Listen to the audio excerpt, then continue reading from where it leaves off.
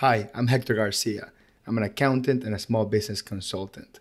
And I've been in business for over 10 years. And one thing that has been pretty constant throughout that time is I'm always looking for ways to increase my rate so I can work with clients that are looking for that higher quality of service while giving myself some time to have some more work life balance so I can enjoy my life while I enjoy my work. And in pursuit of that, I've tried many things.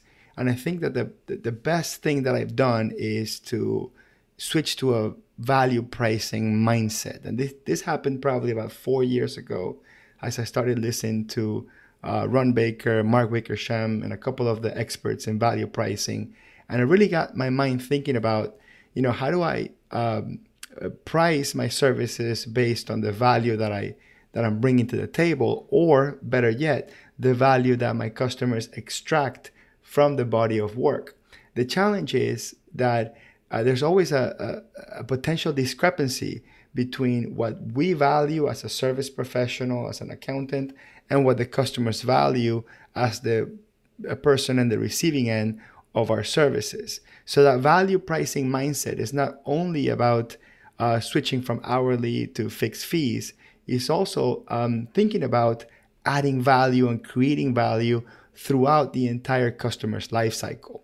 So I came up with these 6 opportunities to create value to your customers, whether you're a service professional. So this is obviously for accountants mostly, but if you're a service professional of any type or a knowledge provider, that means that people pay you for your knowledge, you may want to pay attention to these 6 opportunities to creating value. And again, I don't think these are the only opportunities to create value, but these are the 6 that I can think that have affected me personally as an accountant, as a business advisor, as a knowledge professional, selling my knowledge or getting paid to distribute this knowledge. These are the 6 that I can put into a framework that will get you thinking more or less in terms of, okay, so wherever you stand in that customer life cycle, how are you creating value for them? So these are the 6. We're going to have positioning value, understanding value, performance value, results value, membership value, and tail value. So I'm gonna go through them real quick, and I encourage you to check out the webinar where we're gonna go really in depth in all of them.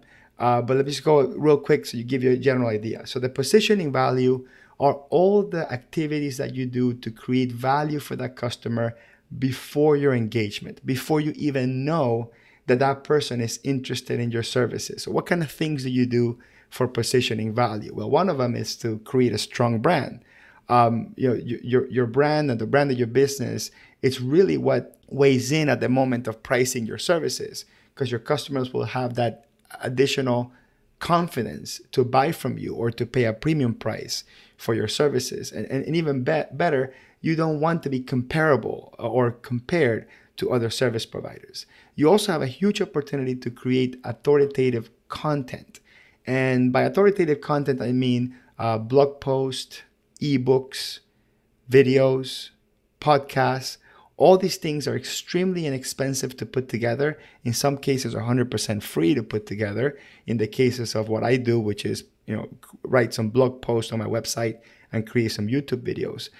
And they can have a huge impact on your customer. But the most important thing is you want this authoritative content to speak to your target client specifically, whether you're specializing on a particular vertical, like a specific industry, or if you're specializing in a particular horizontal, which is the specific task. So you can specialize either, let's say, on construction, that's an industry you can specialize on, or you can specialize on solving a specific problem, like preparing financial reports for project-based businesses where you account for work in progress accounting, for example, just to throw one out there.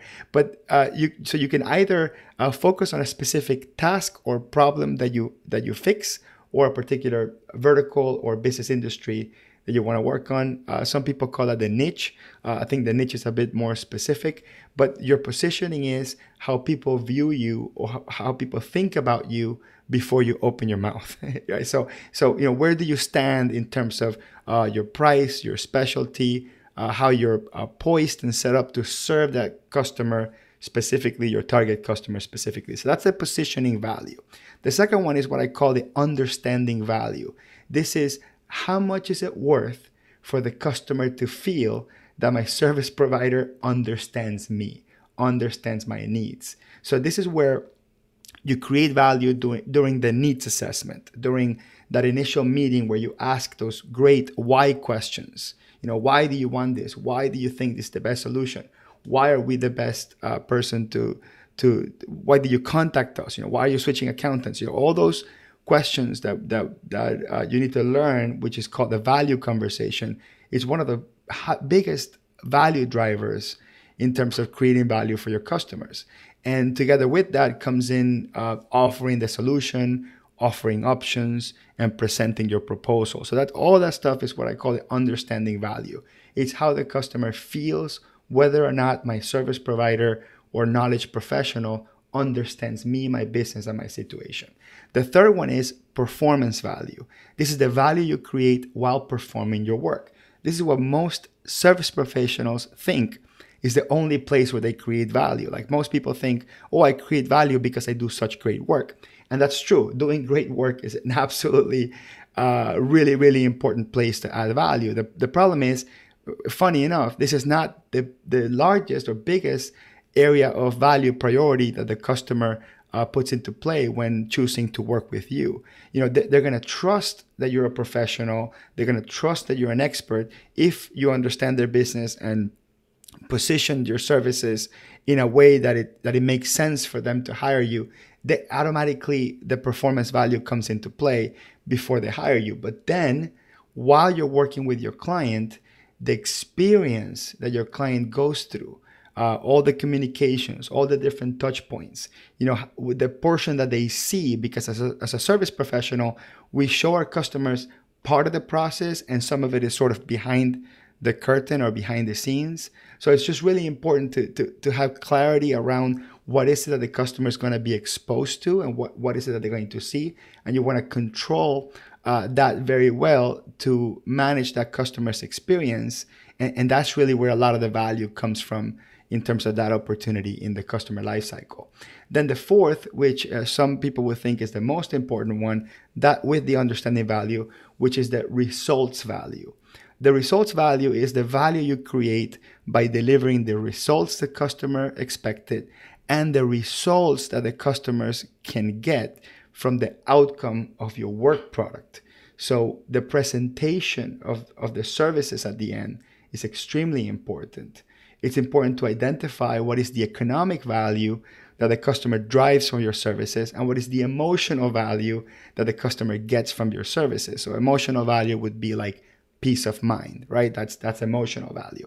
But the results value encompasses how the customer feels when you complete that work. And that's a really important piece.